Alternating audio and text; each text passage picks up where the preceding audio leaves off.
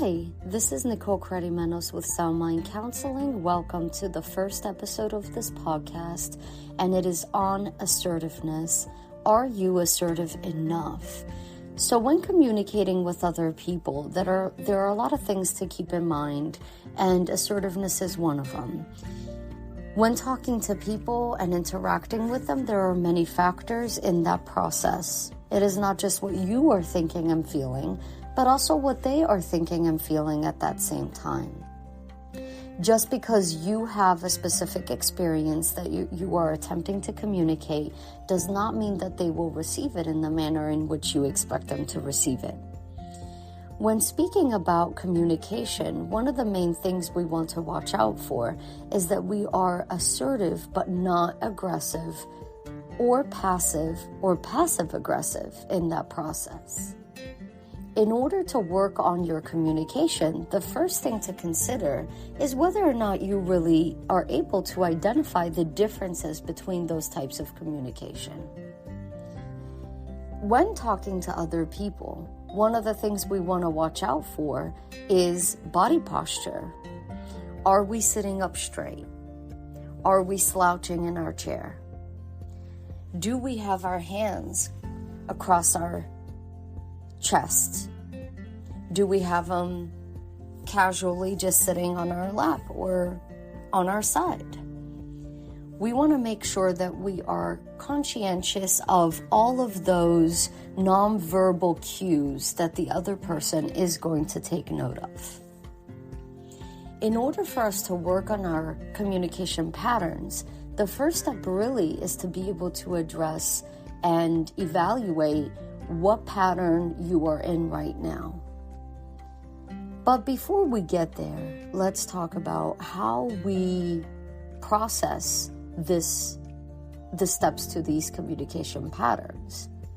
We begin as children learning how to identify different cues in our environment. And as we grow up, we also tend to adapt other people's communication patterns. So, how did you grow up? Was your mom a passive communicator? Was your dad a passive communicator? Were your grandparents assertive or aggressive when they spoke to you? These are factors that we want to take into consideration when evaluating how we've developed the habit of communicating. Another piece to this is relationships. Friendships and intimate relationships play a role in the skills that we develop in regard to our communication.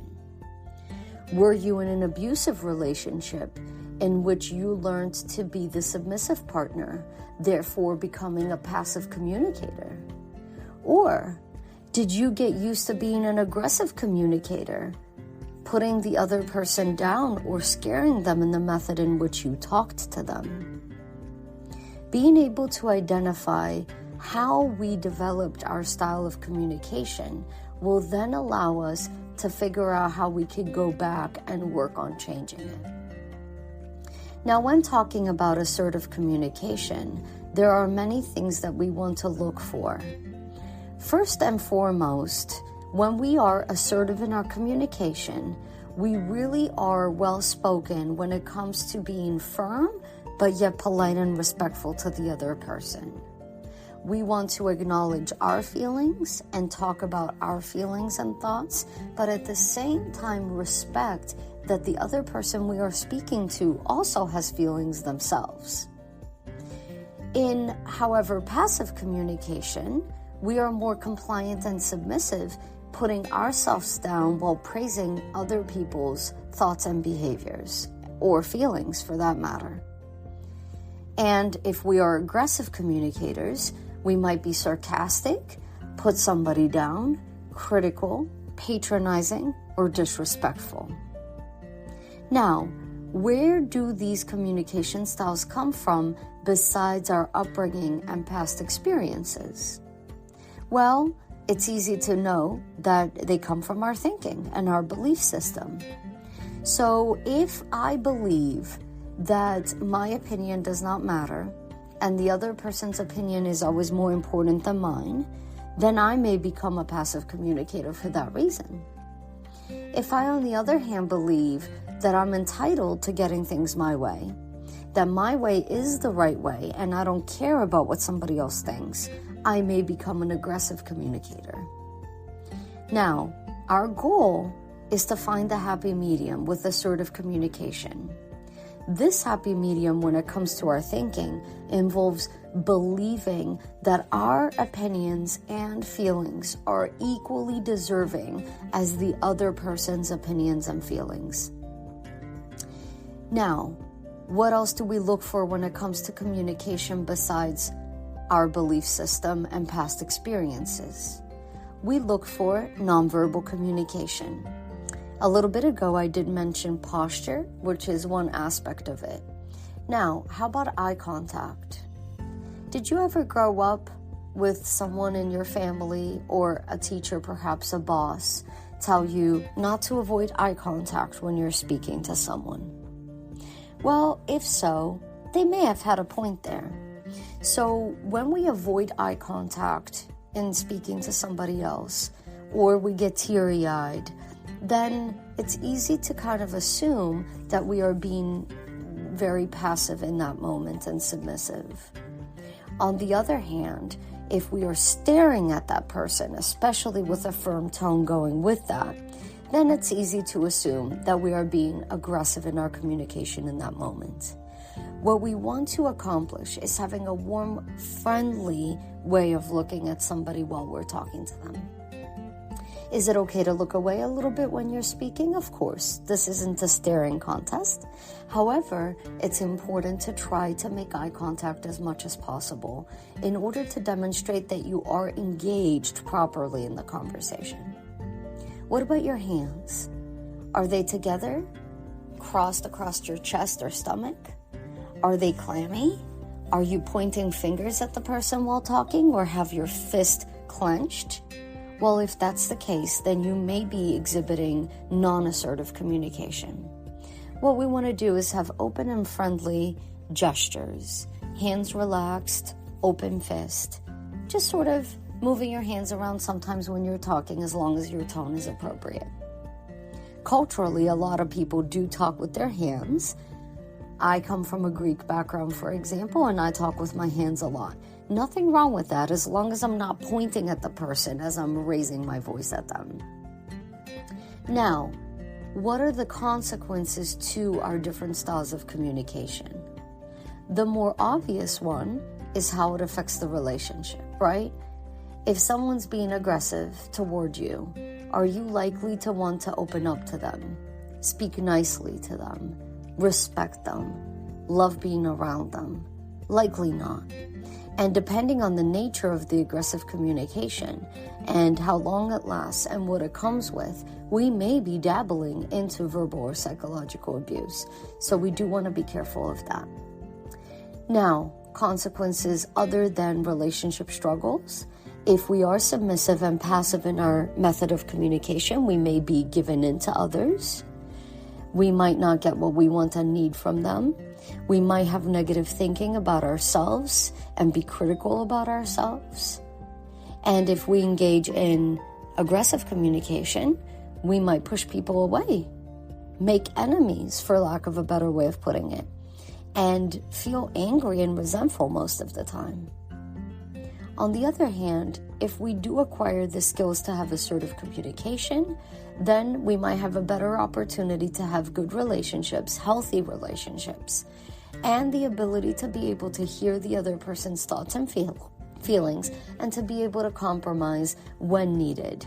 Relationships do take compromise, so this isn't about winning the battle or winning the argument. It's more about speaking your mind, respecting your thoughts and feelings, while also respecting the other person's thoughts and feelings. Now, another piece to this is, how do we respond to other people's communication toward us? Now, I'm not just referring to how they talk to us, which is mainly what we've talked about so far in this podcast, but also how do we respond to criticism? So the first thing I want to say about this is that it depends on the nature of the criticism. Where is the person coming from? Are they coming from a place of love, Or are they wanting to put us down? These are important factors when it comes to how you respond to their critical statements. Now, there is something called constructive criticism. And with this type of criticism, we really want to monitor, are they coming from a place of love in order to want to help us do better and feel better? Now, sometimes when we hear other people be critical of us, we have the tendency to push back, right? To become defensive. But sometimes criticism can help us improve, can help us grow.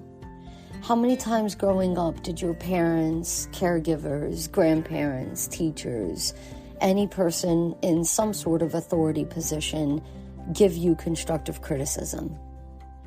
Did they offer you suggestions on how to improve your handwriting, on how to manage your time better, on how to eat healthier, how to work out more effectively?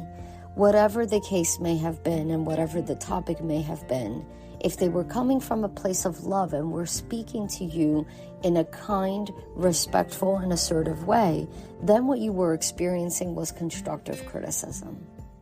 So, in terms of how we respond to criticism, there are many ways of responding as well as how we communicate. So, a passive response to criticism would be to apologize for whatever it is that the other person believes you did wrong, and to take all the blame and then put yourself down. So, for example, if your partner says to you, you know, I really would like it, if possible, for you to help me clean up a little bit more because the house is a mess, and I really want us to work together to be more tidy. A passive response would be, oh my gosh, I'm so sorry. It's totally my fault. I can't believe I'm so messy. I'm so stupid. I'm so useless. I'm so lazy. I don't even know why you're with me. So the tendency to apologize, whether you're wrong or right, or whether you feel that what you're doing is wrong or right, and then on top of it to put yourself down. Now, an aggressive response would be to get defensive and react in a negative way toward that person. So using that same example, an aggressive response to that statement, I would say, it wasn't even really criticism, would be, how dare you tell me that I don't know how to clean the house well? How dare you ask me to help you more? Don't you see I'm so tired? All day long I work. I'm too busy to help. Then another type of response that we haven't mentioned yet is a passive-aggressive response, which is essentially a mix of the two. So using, again, that same scenario, a passive-aggressive response might be to verbally apologize to your partner for not helping out more. So you might say, I'm sorry, I really should be helping out more. But then in your head, not agreeing with it and being aggressive. So in your head thinking, how could he or she even say that? How dare he or how dare she? That is not true. I help enough. But externally, you are verbalizing an apology just to keep the peace. So that would be a passive-aggressive response to a statement or criticism. So let's talk about how to assertively respond to that. Well, if the criticism is accurate, for example, using that same scenario, if you really do believe that your partner is right, that maybe you haven't been helping out as much as you could be around the house, then you would agree to the criticism, not become defensive or aggressive, but just say, you know what, you're right. I really think I could be helping out more. How has that affected you all this time? I'm sorry if this has upset you. I'm going to work on correcting my behavior or helping out more around the house. Now, let's say you don't believe the statement or criticism is true. An assertive response to that would be, well, thank you for sharing your feelings on this topic. To be honest, I disagree. I'm a little bit upset that you would imply that I don't help out enough. Can you explain to me why you feel this way so I can better understand? And then the third scenario would be if the criticism is partially true. So maybe you think you do help around the house, but could you on certain days when you're not working a lot of hours help out a little bit more? All right, well, in that case, you would accept the part that you could work on, but then also ask for an explanation on why they feel that that statement is true to that level or intensity.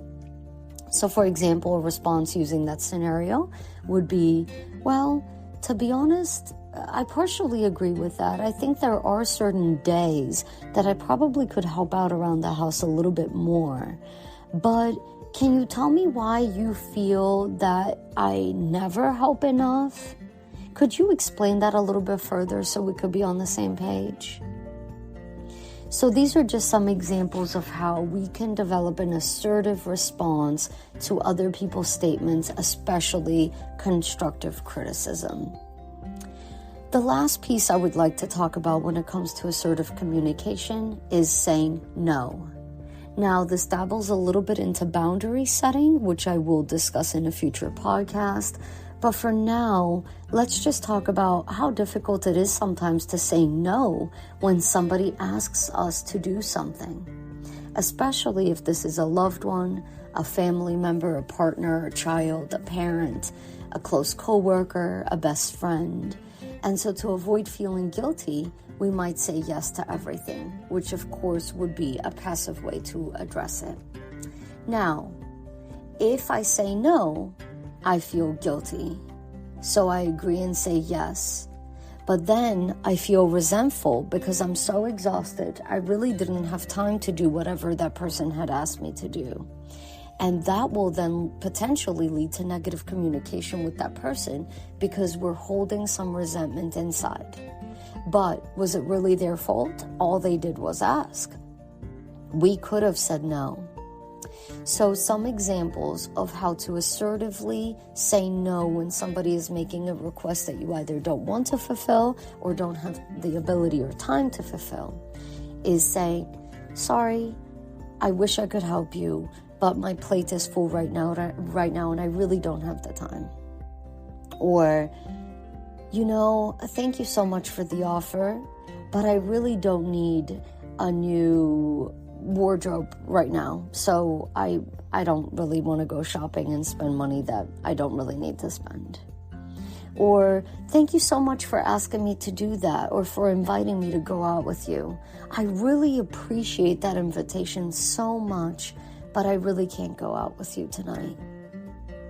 Now, if you wish to go out with them another time, you may say, but how does next weekend sound? I have some free time then.